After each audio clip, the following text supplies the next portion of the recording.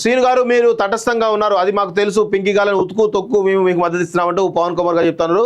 బరాబర్ బీఆర్ఎస్ పార్టీని కల్వకుంట్ల కాలకేలను వదిలే ప్రసక్తే లేదు, ఖచ్చితంగా వదలొద్దు. ఎందుకంటే గత 10 సంవత్సరాల్లో వీళ్ళు చేసినటువంటి దుర్మార్గాలు, అరాచకాలు, ఆ అన్యాయాలు ఏవైతే ఉన్నాయో మన తెలంగాణని 20 సంవత్సరాల వెనక్కి తీసుకెళ్ళింది.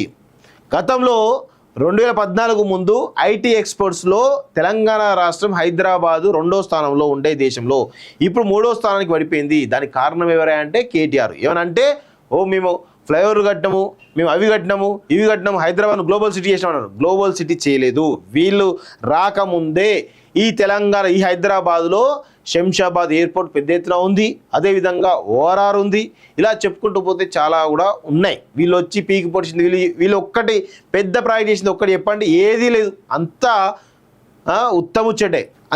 నేను చెప్తాను, వీళ్ళను వదలద్దు, వీళ్ళ కల్వకుంట్ల కుటుంబాన్ని అస్సలు వదలద్దు. వీళ్ళు గత 10 ఏళ్లలో చేసినటువంటి నిరుద్యోగులకు కానీ, ఉద్యోగులకు కానీ, రైతులకు కానీ, కార్మికులకు కానీ, కర్షకులకు కానీ, ఉద్యోగులకు కానీ ఎవరిని కూడా వీళ్ళు మనశ్శాంతిగా ఉండలేదు.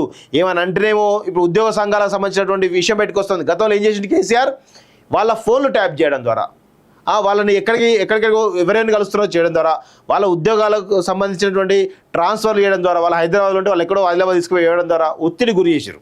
ఆ తర్వాత ఎవరైతే ఈ టీఎన్జిఓలు కానీ టీజీఓలలో తన తాబేదారులను పెట్టుకొని ఉద్యోగ సంఘాలకు సంబంధించిన ఉద్యోగులతో ఉద్యమాలు చేయకుండా పెద్ద ఎత్తున కుట్ర చేసిండు కేసీఆర్. ఇది ఎవరికి తెలియదు. ఇప్పుడు ఉద్యోగులు ఏం చేస్తూ ఉన్నారు, ప్రశాంతంగా ఉద్యోగ సంఘాల జేఏసీ పెట్టుకున్నారు. ఉద్యోగ సంఘాల జేఏసీ పెట్టుకొని ఈరోజు తమ డిఏల కోసము, తమ అలవెన్స్ల కోసము, వీటన్నిటి కోసం పోరాడడానికి సిద్ధమైండ్రు. ఇది ఎట్లా సాధ్యమైంది? ఇది కేవలం ప్రజాస్వామిక వ్యవస్థ వల్ల సాధ్యమైంది. అదే కేసీఆర్ ఉంటే ఈ ఉద్యోగ సంఘాలన్నీ కూడా ఉద్యోగ సంఘాలు జేఏసీ పెట్టేటియా? ఒకవేళ కేసీఆర్ మళ్ళీ ముఖ్యమంత్రి అయితే వాళ్ళ డిఏల కోసం కానీ, ఏరియాస్ కోసం కానీ, లేకపోతే వాళ్ళకి సంబంధించినటువంటి ఆ సమస్యల కోసం మీరు పోరాడే వల్ల ఒక్కసారి ఉద్యోగులు ఆలోచించండి. ఇది ఎక్కడ కూడా లేదు.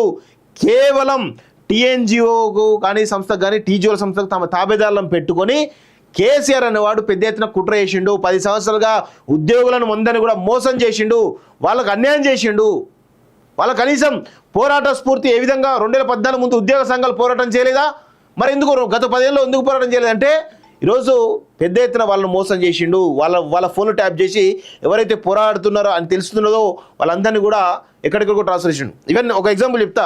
ఎలక్ట్రిసిటీ చేసి రఘు గారు ఉండే, ఆ రఘు గారు పెద్ద ఎత్తున ఆయన కాళేశ్వరం పైన కానీ మిగతా ఇక్కడ జరుగుతున్న అన్యాయాలపైన గొంతెత్తినప్పుడు ఆయన ఎంత వేదన గురి చేసిండంటే చాలా పెద్ద ఎత్తున వేదన గురి చేసిండు. పాప ఆయన సైలెంట్ అయిపోయిన పరిస్థితి ఏర్పడ్డది. ఎందుకైంది అంటే కేవలం కేసీఆర్ ఆయన లాంటి ఫోన్లు ట్యాప్ చేయడం వల్లనే ఆయన ఎవరెవరితో మాట్లాడుతున్నారో తెలుసుకొని దానిపైన ఆయన తీసుకుపోయి ఎక్కడికో ట్రాన్స్ఫర్ చేసి ఇబ్బందులకు గురి చేసిండు. అలా చేసినటువంటి దాఖలాలు చాలా ఉన్నాయి. ఇప్పుడు వచ్చి వీళ్ళు మాట్లాడుతూ ఉంటే మనం ఎందుకు బీఆర్ఎస్ పార్టీని ఎంకరేజ్ చేయాలి? ఇది ఒక్క ఉద్యోగులకు సంబంధించిన అంశం ఒకటే కాదు, ఈరోజు నిరుద్యోగులకు సంబంధించిన అంశం కావచ్చు, ఈరోజు అనేకమైన రైతులకు సంబంధించిన అంశం కావచ్చు, ఇలా అనేకమైన అంశాలు కూడా ఉన్నాయి. అవన్నీ కూడా గుర్తుపెట్టుకోవాలి. ఈరోజు కనీసం కాంగ్రెస్ ప్రభుత్వంలో మాట్లాడే స్వేచ్ఛ ఉన్నది, గతంలో మాట్లాడే స్వేచ్ఛ కూడా లేకుండా పోయింది.